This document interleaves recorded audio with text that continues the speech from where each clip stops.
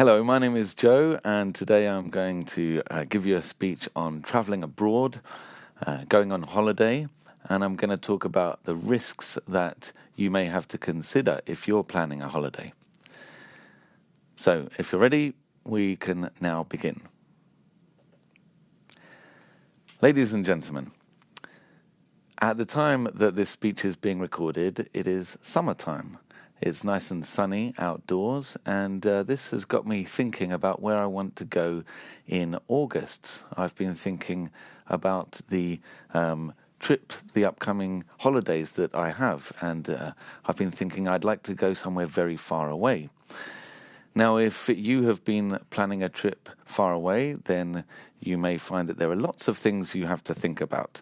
You have to remember not only to pack your sun cream, you also have to think about whether the country you're going to visit is safe or not. Now, if you're going very far away, then there may be all kinds of things you would have to think about. You may have to check up on the political situation in the country you're going to visit. You may want to make sure that it's safe to walk around on the streets.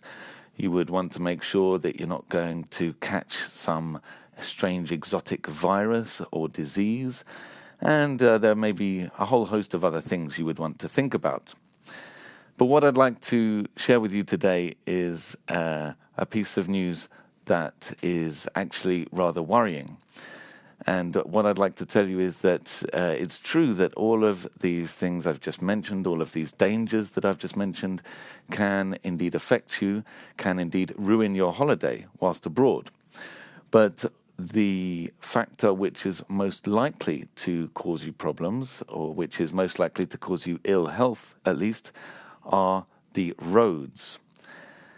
As a matter of fact, road safety is what is most likely to disrupt your holiday if you are traveling abroad, above all if you're going to a developing country. Now, I love traveling myself, and I love reading travel literature. I love reading a good book about travelers who go abroad. Maybe they cycle around the whole world in 1 year, or they go off to some faraway country on an expedition. And when reading these books, I always think, what would I do in that situation? I try to empathize with the writer. And I also try to learn lessons for the future if I would ever be brave enough to take on a trip of this type myself.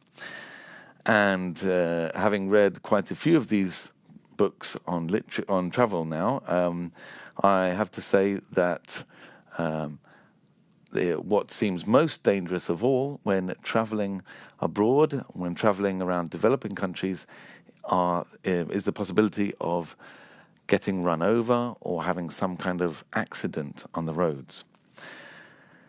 So I've been able to gather anecdotal evidence from these books I've read, and I've also been able to see this for myself when I've been traveling. But it's not just anecdotal evidence that I should use to prove my point. In 2015, the WHO published a report in which it was pointed out that 1.25 million people a year die on our roads. So we may think that terrorism is a great threat because when you turn on the TV, you hear about bombs in the Middle East, you hear about some uprising, some rebellion in some part of Africa maybe. But actually, there are many more people dying from road accidents than from war and from terrorist attacks. And it's not just about the number of people who die. This same report points out that 50 million people a year are injured from road accidents around the world. So, and also the report points out that the costs of all of these road accidents, if you were to count up the cost incurred by the damage caused, then this goes far above $500 billion a year. So these figures are very shocking. One of the causes of these accidents is that in many developing countries around the world, labor regulations are not very well developed, and so this means that drivers of taxis or drivers of buses have to drive for many long hours without having any rest. They also have to work long hours throughout the day and maybe into the night, and this increases the likelihood of accidents. Another factor which can contribute to accidents is inadequate road infrastructure. In many parts of the world, there isn't enough public money to build good roads. And then I could go into a number of different areas of legislation, such as laws against drink driving, speed limits, rules for keeping children safe while traveling. There are many areas in which many developing countries around the world lag behind. And one of the big problems here is that road accidents do not just, road accidents actually affect the most productive people in our societies, those aged between 19 and 39 years of age, those who are educated or who are in the best age to learn new things and who are best able to contribute to the economy. Now, when we think about road accidents, often we don't think that they will affect us. It's almost as if this is something that will happen to someone else. I should be thinking more about serious things such as terrorist attacks or catching malaria or ending up in hospital because I met some drug trafficker on the street. But I would say that if you go to Colombia, you're very unlikely to come across a member of the FARC. If you go to Mexico, it's almost impossible that you'll come across one of these drug lords that you hear about on TV.